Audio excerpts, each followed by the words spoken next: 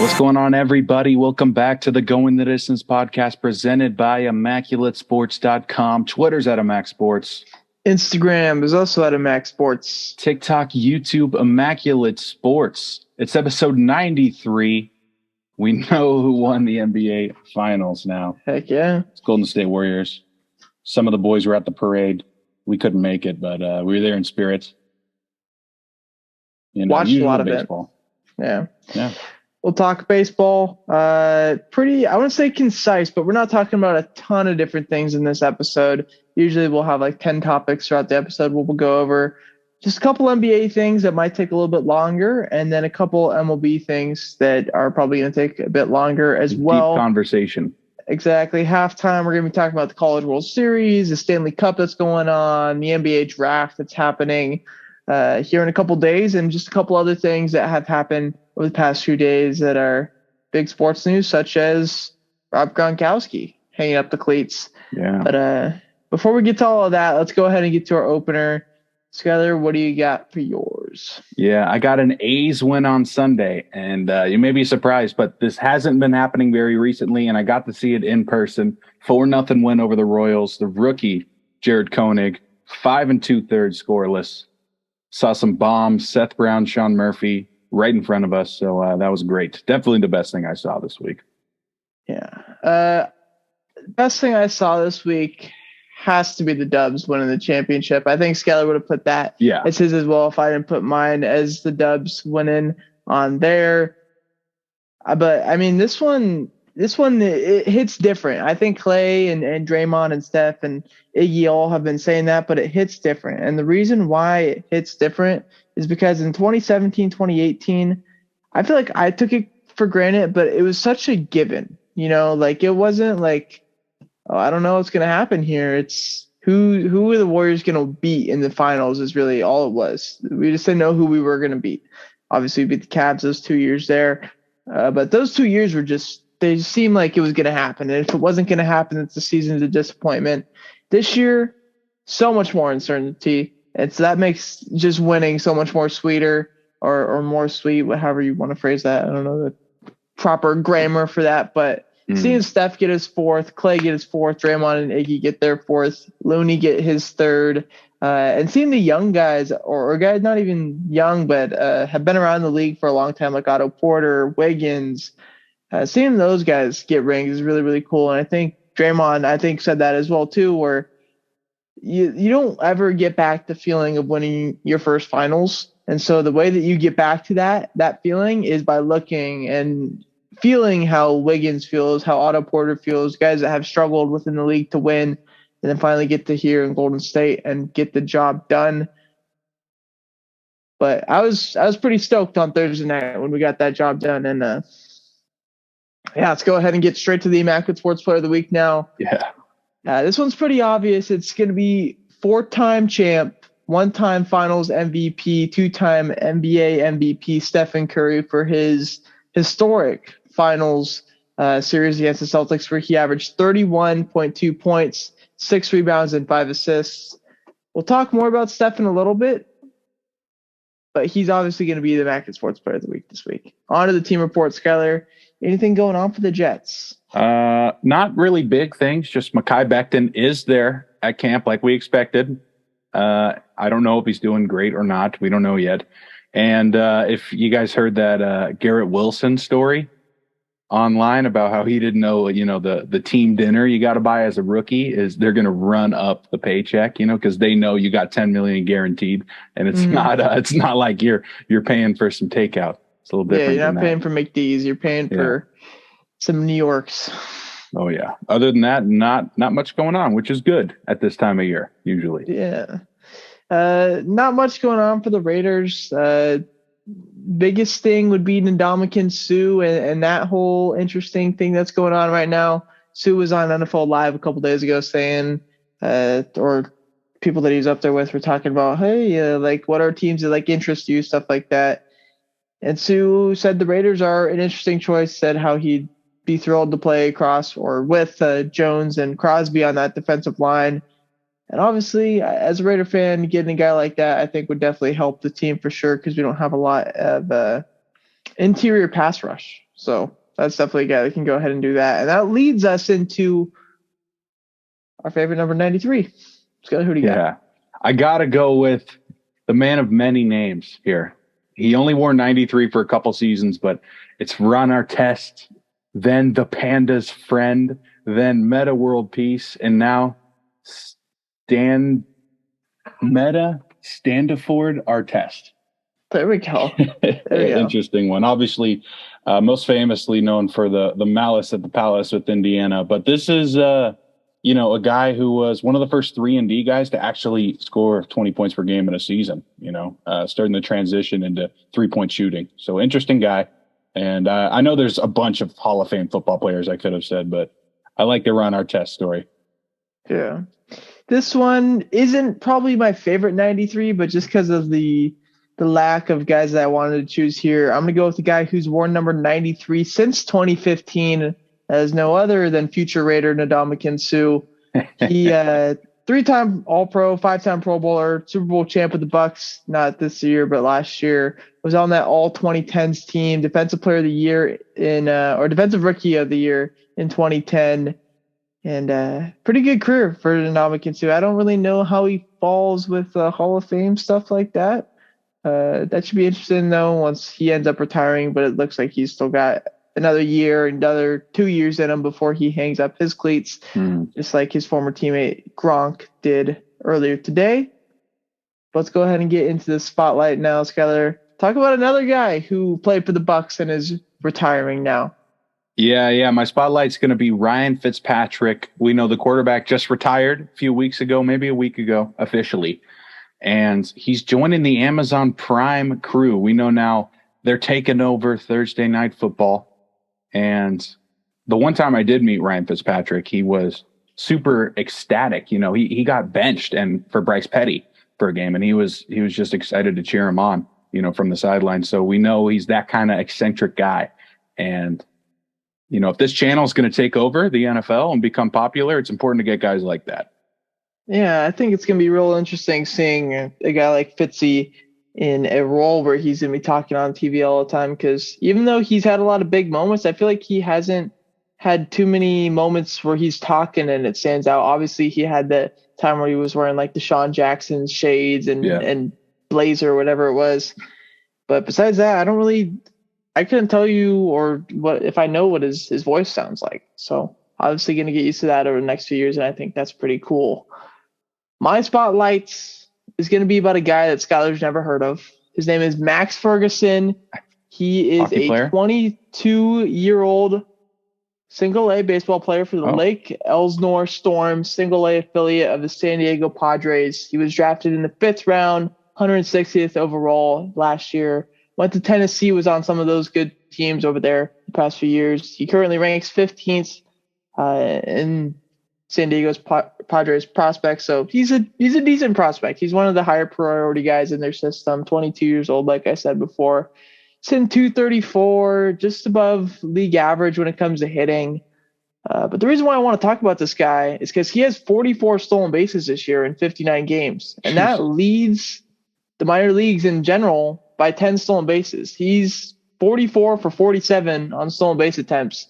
So I was trying to find something to talk about today, and I was just looking through different stats in the minor leagues and seeing if there's something that stands out. And once I saw 44, I'm realizing, hey, we're not even in July yet. I should probably talk about that. So maybe a guy that gets called up somewhere in the next couple of years to just steal bases. Maybe he just comes up to play a utility infield spot because he can do that as well. He's a pretty solid defender. But a prospect to watch that's not a super high prospect in the Padres system is definitely going to be Max Ferguson over the next couple of years. That's a true spotlight. Exactly. Never going to talk about him probably ever again. We'll see. Let's get into where's your head at, though. We're doing the first half is basketball this week rather than baseball, just like how we did it last week, because the finals game last week was fresh on our minds. Yeah. But we got to talk about where does Steph rank amongst all-time greats. I was very shocked as a Warriors fan to see when we won, everything was about Steph on the broadcast. They're like, showing his family, showing him.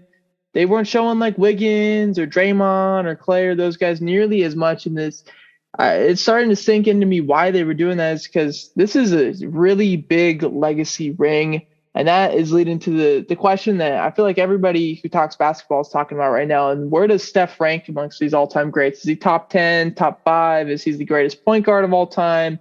Does Magic still have him in that? I think it's obviously just those two in the realm of point guards. It's just Steph and Magic at this point. But where do you got Steph on your all-time greats list? I think there's maybe 17 guys that are consensus, top guys. It's just the order of them that people argue about, which is kind of, BS in its own way. But I'll give you my top 10 here. I'll just run through it. MJ, LeBron, Kareem, Magic, Bird, Russell, Duncan, Wilt, Kobe. And I have Steph Curry at number 10 here, just above Hakeem, Oscar, Shaq, Elgin Baylor, Dr. J. And I really think the next milestone for Curry here is to pass Kobe Bryant. And I know it's going to be a tough subject since he just passed away.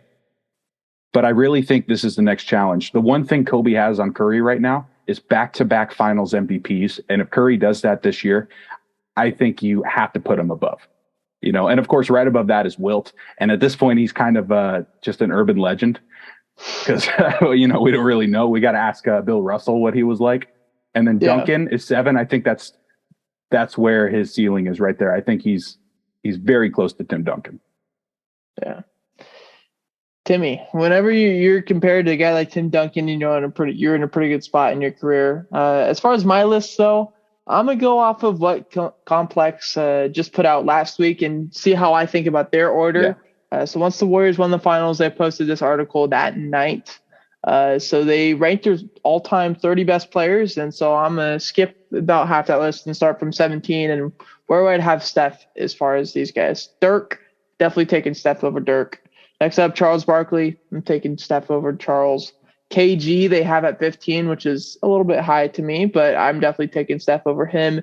Hakeem, at this point, definitely going to take Steph over him. Oscar Robertson, same thing, definitely taking Steph over him. Bill Russell they have at 12, which I think is interesting. Yeah. Obviously, there's a couple different ways you can look at it. You can look at how good the player themselves were, or you can look at how many times they won and those teams that they were on. Obviously, Bill Russell has 11 rings, so that's not something Steph is ever going to pass.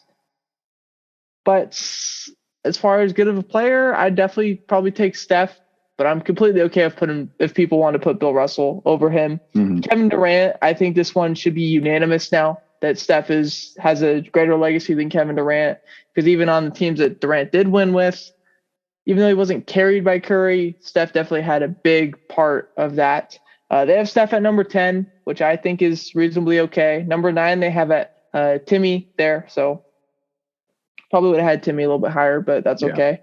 They have Wilt at 8. Like Skylar said, it's kind of, we don't really know with Wilt. We're just going based off of random stuff. Yeah, exactly. 7 is Larry Bird. I don't think I'd put Steph above Larry Bird, so I'm okay with that. Shaq they have at 6. Shaq was one of the more dominant, or probably the most dominant player ever. So I'm okay with them putting him there. 5 is Kobe. 4 is Magic. 3 is Kareem. 2 LeBron. 1 MJ. I'm putting Steph just below those guys right now. Mm-hmm. But I think, like Skylar said, next up is Kobe for Steph. I think the next one up is Magic. And even though Kobe's a bit lower than Magic in the all-time totem pole, I think just the position-wise, I think it means a little bit more. And if he gets 2 more rings, I think you'll pass him up. Obviously, based on my list, the next guy would be Kobe. But, I have Magic and Bird a little higher because they say basketball, air quotes. Mm-hmm. And that's my reasoning. But like I said, you can, especially this top 12-ish, you can't really go wrong. Yeah, as long as you got the top 2 of MJ and LeBron there, you can't really go wrong with it. As far as Magic goes, though, I think it's probably like 80-20 right now. People are saying Magic's better than Steph. Steph's just got a little bit of recency bias, so it's kind of swayed right now. But I think in general, I'd say 80% of people are going to say Magic that actually know basketball. If they win another one, Steph gets another one, I'd probably say 50-50. But if Steph gets 2 more, And I think it kind of flips to that 80-20 Steph over Magic. And then from there, we get 2 more. You got to have them in your top 5.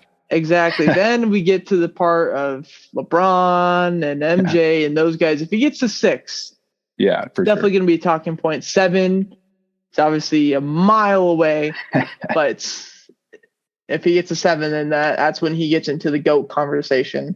So if people want to legitimately say that Steph is the greatest basketball player of all time, I think he's got to get 7 rings, which is damn near impossible at this point in his career. But we'll see. You never know. We always look into the future, and we're going to do it again here in our next segment where we're doing our way too early NBA playoff teams and finals predictions. We're not going 7 seed, I got this team, and they're being this team in the play-in, all that stuff. We're just giving our 8 teams that we got in the playoffs and our finals prediction. Is there any – we'll go start with the East first. I did mine in a couple different sections. I did teams that are on the bubble, teams that are for surely getting in, and a couple teams that are just out of the playoffs. So at least I did that for the East. For the West, I just have bubble teams and ones that are for sure in. Do you have any teams in the East that you want to talk about before we actually get into teams being in the playoffs? I don't. I just have 8 teams, and I can give an explanation if you don't like it. Gotcha. Yeah. Alrighty. I'll start first with my teams that I have on the bubble for maybe make the playoffs, maybe not. I could see them. They're not for sure. I think there's 6 teams that are for sure. The 2 teams that aren't for sure, in my opinion, are the Nets because of Kyrie Irving and all the interesting stuff that's going on with him and Ben Simmons and his health. We don't really know where they're going to go from there. Steve Nash is a terrible coach. I don't think he has what it takes to do good in the NBA as a coach. Obviously, they got one of the best players in the league, Kevin Durant, but I think his career is starting to slightly take a decline, even though he's amazing. I just think he's starting to slow down a little bit, and we'll see that a bit more next year. So they're the bubble. They'll probably make playoffs, but I mean, then again, they did just get swept a couple months ago. And then I also have the Knicks. Reason why I have the Knicks is because I think Donovan Mitchell is going to get traded over there. I think he works pretty well in Thibodeau's scheme. I think they're going to get rid of Julius Randle. They could probably get a piece back for him or do what they want to do with that.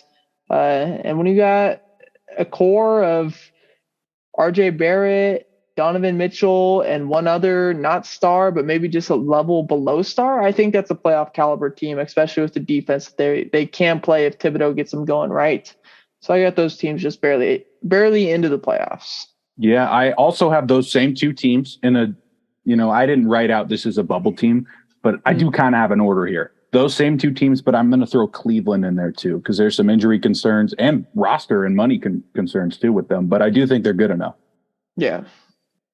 As far as my for sure 6, Celtics, that one's obvious. Sixers, that one's pretty obvious as well, even though they're not a great playoff team. The Raptors, I think that one's pretty obvious as well. The Bucks is as obvious as it gets. The Heat, pretty self-explanatory too. And then I have the Cavs as a for sure team. Okay. I think if they have remotely close to that same lineup that they had last year, they're going to get in. Garland I think he's super underrated. Same thing with Jared Allen. Evan Mobley, he's not going to get worse. He's 20 years old, so he's definitely going to continue up in his game and play better there. I think they got role players that have been around there for a little while now at this point that are going to lock it in and get going there. Colin Sexton is probably leaving, I think. He's a free agent, I'm pretty sure, so I'd assume he ends up going somewhere else because before he got hurt, it was kind of his team, and now after this point, it's definitely Garland's team. So I would say he leaves, but they find something else and get back to the playoffs, or not get back to the playoffs because they were in the play-in, but get into the playoffs this year. They just didn't make it last year because of Allen's injury. Skelly, I have the same. Yeah. Gotcha. So that East I felt was pretty easy. Yeah. Knicks were the only team that I was like, should I throw them? The Hawks, what should I do there? But we end up having the same 8, obviously, like Skyler said. On to the West now. I don't have any teams I really want to talk about before I get into my 8. Skyler, do you got any? So at my bottom here, I got Utah. I just think they're not going to trade everyone at once. I think there's a chance they keep either Rudy or Mitchell, keep one of them, and try to completely change the offense or defense, depending on which one, obviously, to make them comfortable. So I think that'll be enough to give them an 8 seed. I see Utah being terrible. I think in the NBA there's very little point to being a team that just hangs around the middle. I think there's a lot of point to just, especially with how drastic the league has changed within the last like 7 to 8 years of stars moving and super teams and really shitty teams, that you got to either be really good or really bad, or at least trying to become really good. If you're a super young team, then you're not quite there yet. And the Jazz are a team that's going to blow it up, in my opinion. But the two teams that I have on my like, maybe they'll make the playoffs, maybe they won't, is the Lakers. One, because I feel like it's so uncertain. I feel like that team, if they're healthy, they got Russ, AD, and LeBron. They're all going to be there. But we all know how injury prone AD is. Russ Westbrook is kind of mid at this point in his career. And then LeBron, I mean, he's an Iron Man. But what is he going to be, 39 next year? Like, he's not some young fella going around. He's not going to play 80 games. He's going to probably play 55 to 60. So those 20 games or something like that, you got to find those 25 to 30 points that LeBron's going to give you every single night out there in order to win those games. And so I think it's going to be very tough for them to make the playoffs, but I still have them making it. And I also have the Pelicans. Pelicans are a team that, if everything goes right, they could be in the top 3, top 4 in the West for sure. But things just don't often go right in New Orleans. I feel like that's a pretty common theme between the Saints and the Pelicans, is that we don't know what Zion's going to do. We don't know what Zion's going to do. That's really it. If Zion goes full all in, I think the Pelicans can be pretty good, but we didn't see that all in Zion last year. So they didn't make the playoffs, or they made the playoffs, but just as like a 7 or 8 seed and got bounced in the first round versus the Suns. On to you got bubble teams that you want to talk about, Scott? The other LA team, the Clippers. I think just with all the injury concerns, you have to have an asterisk next to there. And I Phoenix down here too. Phoenix. Ayton might be leaving. That might piss off Chris Paul, which might piss off who knows. Bridges got the money, and someone else may not get it because of that. I don't think they're going to miss the playoffs, but just want to note that I don't think they're going to be the number 1 seed again. Yeah. As far as my locks for the West, I got the Dubs. If we're healthy, we're going to make it back, obviously. The Mavs, I think at this point, Christian Wood being added to the roster is a pretty big deal. And just the moves that they made have been pretty good in the past few years. The Grizzlies, they're young and dumb, but they'll make the playoffs. The Nuggets, whether they get rid of Jamal Murray, Michael Porter, some of the things that I've seen have been saying that, or they keep them. If they're healthy, they're going to make the playoffs for sure. And even if they're not healthy, they made the playoffs with Jokic this year. So I see that them for sure getting in. The Suns, I think, are for sure to get in. Even if they're not super high seed, they've still won 65 games. So there's a lot of room for error, at least to get into the playoffs.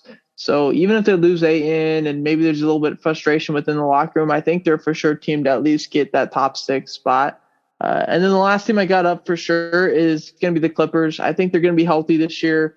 And I really liked the role players this year. I think having to play without Paul George and Kawhi Leonard for most of the year taught those guys how to play in big moments. It taught a guy like Reggie Jackson, who had some crazy moments during the regular season, how to play basketball again. And it taught guys like Luke Kennard and Morris and Ivica Zubac that they can play big parts on a big team, especially when they get their guys back.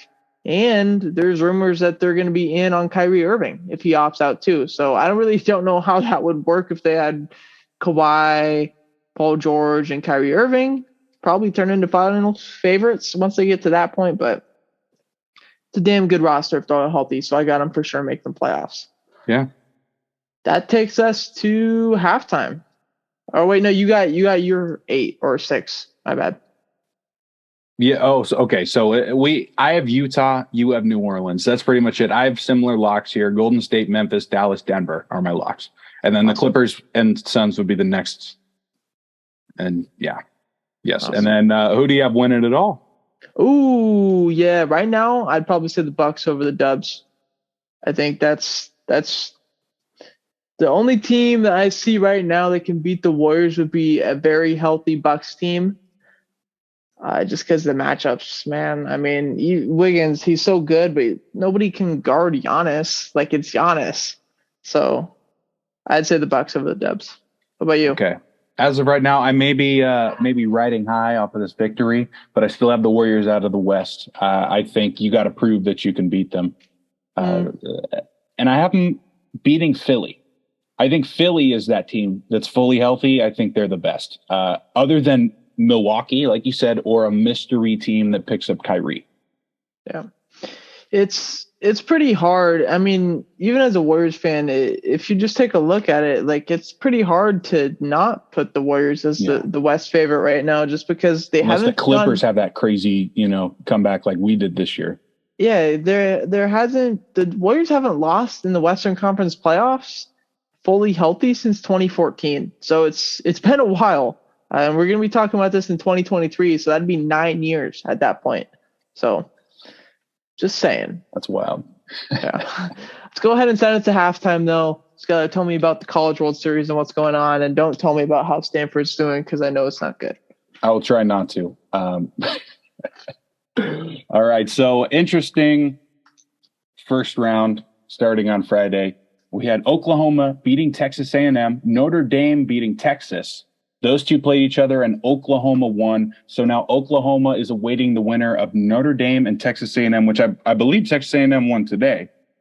Yeah. So Oklahoma's facing number 5 Texas A&M on their side of the bracket. The winner would go on to the championship. We'll go down to the bottom here. Arkansas, destroyed Stanford. Ole Miss beat Arkansas after beating Auburn. And I like this one because if you remember from last week, I said if Texas doesn't win it, I'd like Ole Miss to win it. In the losers bracket, Arkansas and Auburn, that game just started here. Auburn's ranked 14th. Arkansas not ranked, but obviously a crazy high-powered offense for Arkansas. And the winner of this game will play Ole Miss. So we're down to Oklahoma playing Texas A&M and Ole Miss playing the winner of Arkansas Auburn. If I had to pick a team right now, probably be Ole Miss, because they get the double elimination. And I like Ole Miss, man. Mississippi State won it last year. Keep Mississippi going. Yeah, it's true. Yeah. And you got anything else for basketball? Or sorry, for baseball? No, I'm all good, man. What about the hockey talk, man? Okay. Stanley Cup. We're 3 games in. All blowouts. These games suck. These games suck. The Colorado's up 2-1. All the home teams have won so far. And it looks like it might stay that way unless we get Colorado winning tomorrow. But I'm picking the Avs. Maybe that's because I don't want to see the Lightning win again. But yeah, pretty good so far. I don't think I have anything else to say. I'm not the hockey expert here. Yeah, we don't really have the hockey expert on the show right now. That's Brett. But I mean, I've been tuning in a little bit. I watched the beginning part of the games, and then I realized, hey, this is a blowout. I'm gonna go watch baseball instead, and so it just ends up being that way. I don't know, oh, this guy's playing good right now or anything like that. So I'm not gonna tell you or act like I do know that. Yep. But one thing I do know is that Skyler's got an NBA mock draft because the draft is this week. So how about you tell us about that? All right, the draft on Thursday for the NBA. Awesome. It's back in late June. How we like it. And we'll just go through some of the picks here. There's kind of a big 3 of big men here that are going to decide this draft. I think Orlando has a number 1 pick. So far, it's looking like Jabari Smith for them. Looks like a young Rashard Lewis, can shoot and play defense at 6'10". That doesn't happen very often. Number 2, OKC. Their dream pick would be Chet Holmgren, who I have here. Big man from Gonzaga. He's like if Rudy Gobert could actually leave the paint, would be Chet Holmgren's ceiling here. And then number 3, Houston. Houston would love Paolo Banchero from Duke. I'm pretty sure he would love it too because he can create his own shot. Probably the only guy on here who can, at least for now. The draft really starts at number 4, Sacramento. We got him going with Jaden Ivey, sophomore from Purdue. And, the rest of this draft, it pretty much depends on what you're more comfortable with. Taking a sophomore, because it's going to be a big sophomore year because of COVID last year, or a European guy. And there's no secure pick. There's no right or wrong answer, but I'll just read some of the names. Jaden Ivey, sophomore, guard from Purdue. Keegan Murray, sophomore forward from Iowa. Benedict Matherin, sophomore, guard from Arizona. Dyson Daniels, 19-year-old G-leaguer. Osamane Dieng, forward from New Zealand.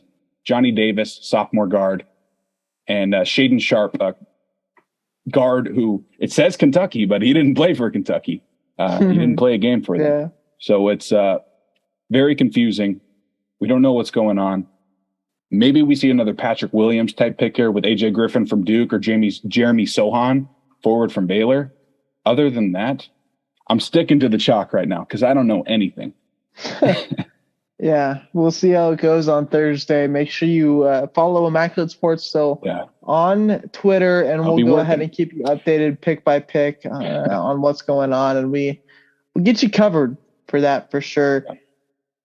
But there was some big news coming out of the NFL today when future Hall of Fame tight end, 5-time Pro Bowler, 4-time Super Bowl champ, Rob Gronkowski, probably the most notable, biggest name tight end in all of the NFL history, except for maybe Mike Ditka, retired. This is his second time retiring. He threatened retirement another time before when he was traded to Lions. I would too. So I don't blame him there. But a whole bunch of years in New England for Gronk. Obviously, we all know about that. 3-time Super Bowl winner over there. And then takes a year off. Tommy goes to Tampa. So Gronky goes to Tampa and spends a couple years over there. Still puts up great numbers, even though he wasn't the same player that he was in New England. And they get a ring in their first year. Last year was obviously a little bit different, but they still got decently deep into the playoffs. But down goes Gronk. That's all I got. And then a couple NBA things as players are deciding their player options right now on if they want to opt in or opt out. John Wall, who was due $47.4 million from the Rockets this year, decided to opt in. I don't blame him. I don't think he's probably going to play another basketball game for the Rockets, but if you're going to get paid $47.4 million from a team, I'd probably opt in. And then PJ Tucker, who is due $7 million to the Miami Heat, opts out and will test the free market. I think that's an interesting move by PJ. I don't think get paid by Milwaukee or something. I don't think he was already on Milwaukee. That's true. I don't think he's going to get any more money though than what he was getting. So pretty interesting deal by him. But I guess we'll see him in the open market. Yeah, maybe one of the LA teams needs a forward.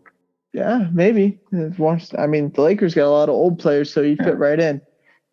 Anyways, that's going to do it for the first half, though. Let's go ahead and get back to the second half where we're talking baseball.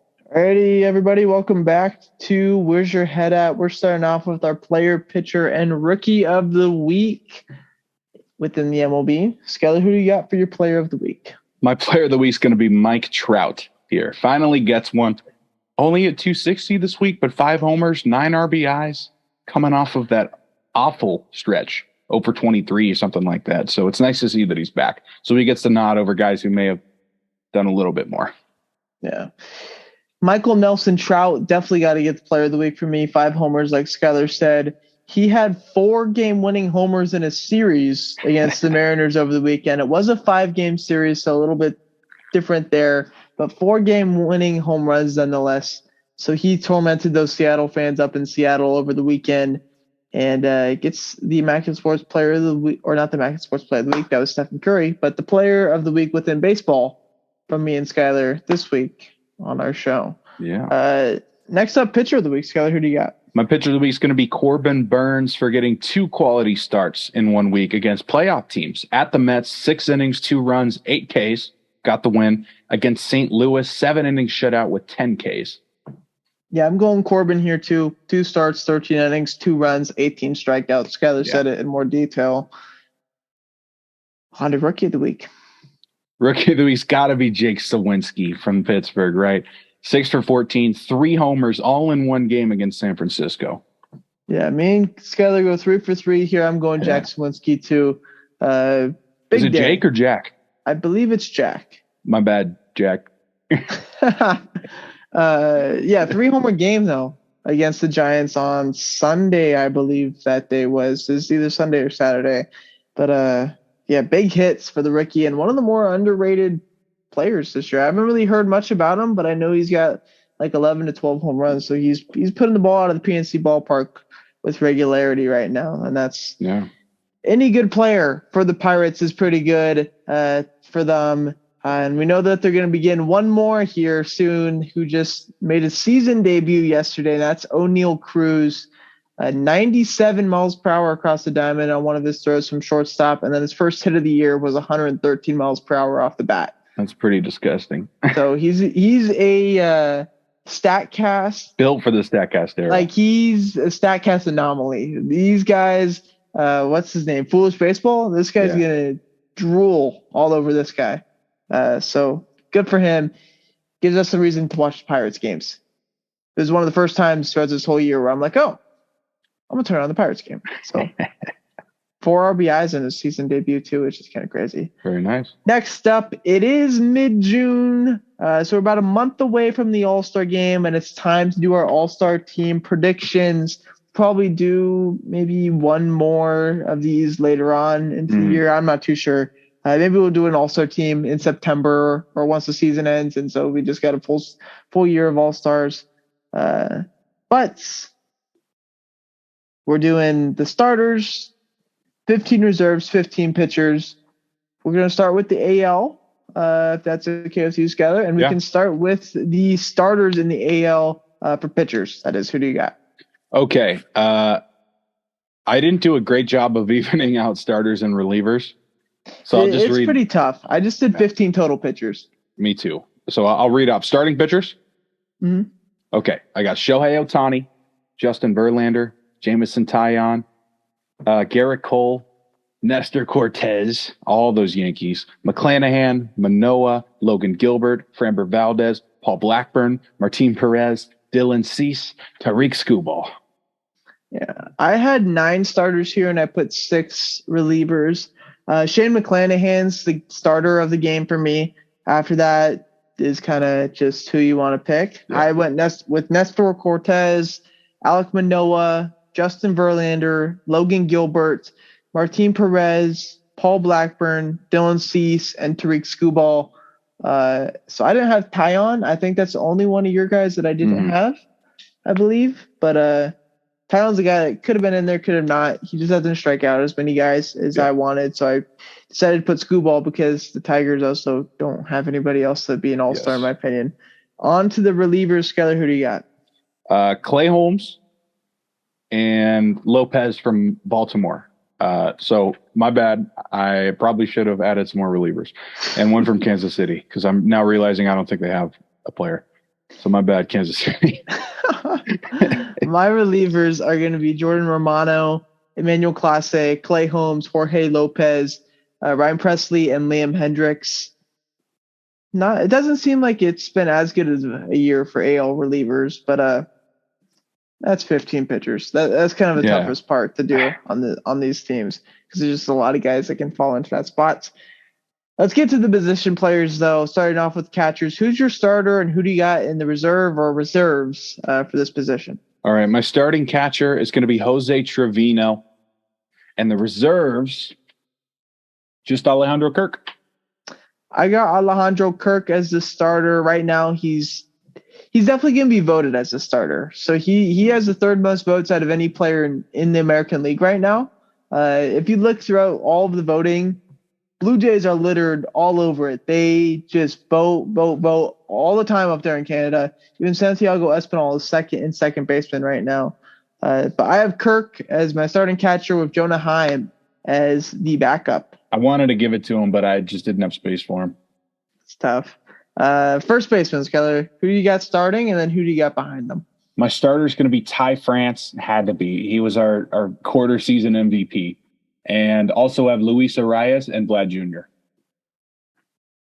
I went with Vladdy as the starter, and then I went with Rizzo and Ty France as my reserves. I do think Vladdy's starting to turn it on, so I think he's going to end up being that starter once it's all said and done in mid-July. All right. On to second baseman. My starter is Jose Altuve. And I also think Espinal will be there. Andres Jimenez should be there. And Gleyber Torres will probably be there. I have Altuve starting, and then Jimenez and Gleyber as the reserves. On to third base.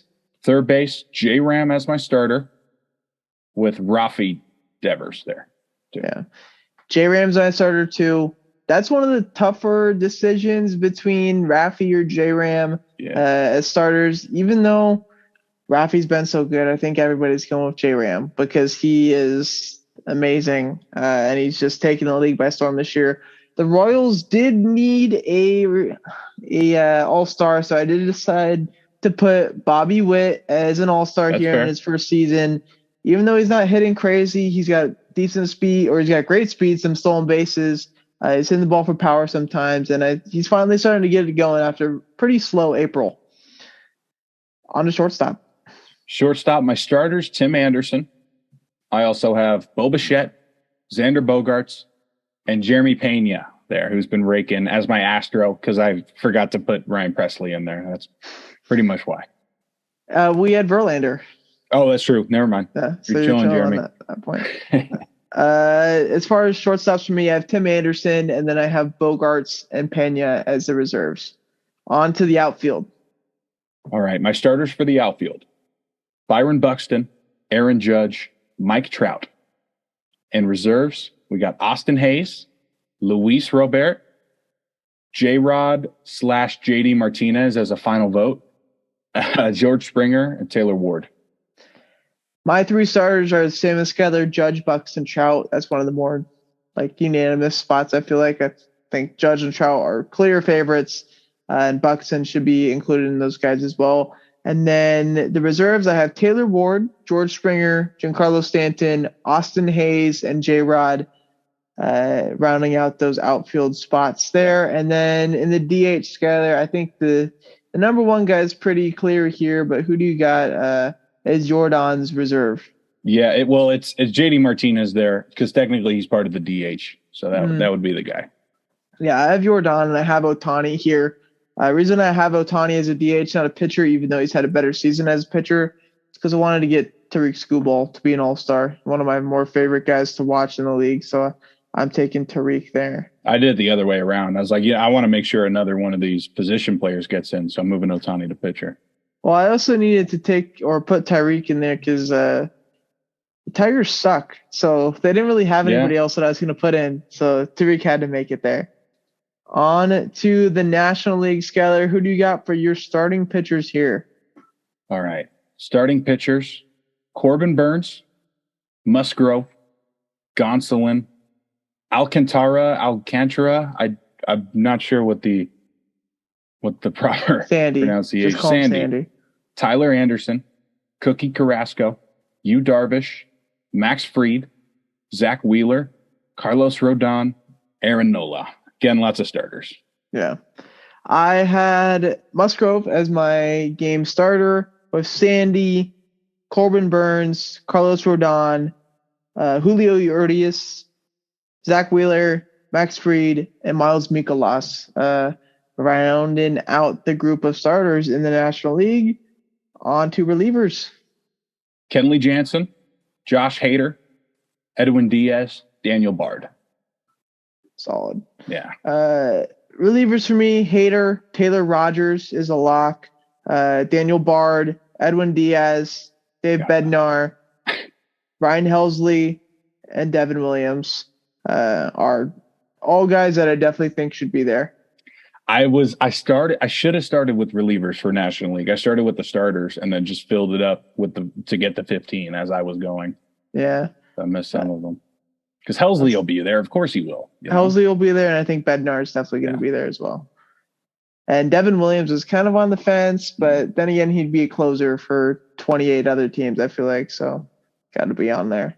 Yeah. On to the position players with the catchers. Skyler, who's your starter, and then who's your reserve or reserves? My starting catcher is going to be Wilson Contreras, going with the vote. I like it. And Varsho there for the D-backs. And I threw in Tyler Stevenson, too, because I really like him.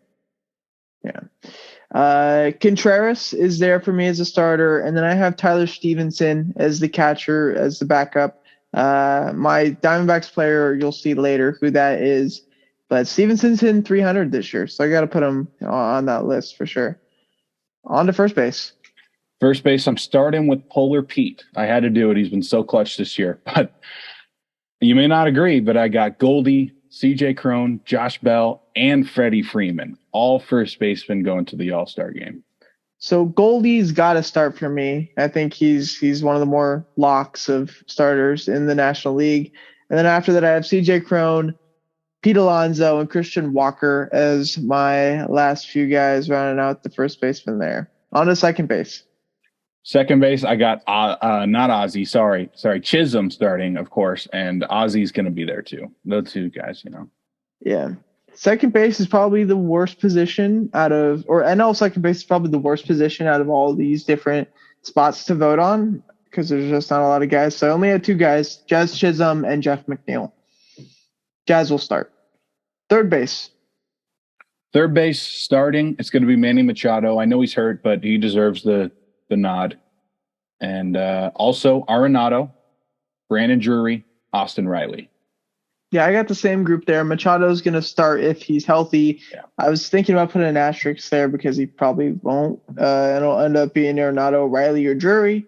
But those are the other three guys that I got making it besides Manny. On to the shortstop position. Who started and who's reserving?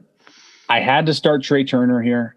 It's the best year by far, but Tommy Edman and Dansby Swanson are also mashing, so they'll be there. I got Trey Turner as a starter, and then I got Dansby as the reserve. On to the outfielders. Okay, outfield, again, may not agree with me, but Starling Marte, Jock Peterson, and Juan Soto are the starters. No Mookie? Wow, okay. But Mookie is here too. Don't worry. He's there, and he's there with Acuna. The only 5 outfielders? Yeah. Damn. So I got Mookie, Jock, and Juan Soto all starting. Then my, not relievers, reserves would be Acuna, Ian Happ, Starling Marte, Hunter Renfroe, and Mark Canha. In my mind, I have like them throwing Josh Bell and Varsho out into the outfield. So that's fair. Varsho can play everything. Yeah. And then lastly, DH. It's got to be Bryce Harper. The National League DH was built for him this year because we wouldn't be able to watch him without it. And he's still raking. Also got William Contreras there. He's raking for the Braves too. Yeah, I got the same too with Harper starting too. Pretty cool thing though, if both the Contreras brothers make it this year, they'd obviously be on the same team, and I'm sure they'd find out a way to have them playing at the same time or whatever it's going to be. So that's a pretty cool situation there. But yeah, those are our All-Star game predictions through June 20th because the January or June 21st games are just starting now. So that's what we got about a month out from the All-Star game. And that leads us now to our bets as we close out episode 93, where last week we had a terrible week. We did not get a single pick right. My layup is still kind of TBD. I have Tampa takes 1 in Colorado. They didn't take any of the first 2, but they still got a chance in Game 5 and Game 7 to win one if that ends up going to there. So it's still kind of yellow, but it's pretty much red. And then Skylar had Tampa Bay win series at Baltimore. Baltimore got it done, man. They got it done. Yeah. This week, though, I got the Angels over the Royals on Wednesday. That is a Shohei Ohtani day. So I'm taking Shohei, not to go all the way. It's just rhyming accidental A. But I got the Angels getting the dub on Wednesday. Okay. I also got a baseball game on Wednesday. I have the A's beating Seattle tomorrow. It's Paul Blackburn. He's on fire. He's facing George Kirby, the rookie. It's on my birthday, so the A's are going to get it done. There we go. Yeah. All right. Last week for bold predictions, me and Skylar made some predictions on who's going to win the College World Series. And both those teams are already out. I picked Stanford. Skylar picked Texas. This week, though, I have the Giants sweeping the Reds this weekend. That's a 3-game series at Oracle Park over the weekend. Reds are struggling. The Giants are starting to get hot right now, even though they just lost last night. But I think it's going to be a good series for the Giants as they sweep the Reds this weekend. Skyler, what do you got? I'm going to go with the Dodgers to win the series at Atlanta this week. The Dodgers have been a little rough this past couple weeks, 5-5 out of the last 10. And I don't care, though. I think that Atlanta's pitching is going to get really tired being in these one-run games against the Giants this week. So I'm going with the Dodgers to win the series because they got arms for days. Yeah, that's true. Even if Walker Buehler does get hurt or didn't get hurt because he already did. And the Avs winning the Cup, also throwing it on there. It's been every week. So there we go. That is going to do it for episode 93. It's been a short one. We got it done a lot earlier than we did last week because we did it the show on Monday night at 11:30 or something like that last week. Even though it's Tuesday this week, it's only 4:30 right now. So we'll get this one up to you guys in a couple hours. And yeah, that's going to do it for episode 93. So we'll see you in episode 94. We're going to be talking more baseball, maybe a bit of basketball because the offseason should be, I wouldn't say in full swing, but we'll know who's getting drafted where and all that stuff. So there's that. Training camps for football start somewhat soon. I'd say probably about a month or so. So we got that in the somewhat near future. Yeah, we're going to Stanley Cup. We'll kind of see what's going on there. College World Series, we'll obviously know a lot more about as well. And we'll see you next Tuesday. Go A's. Go Dubs.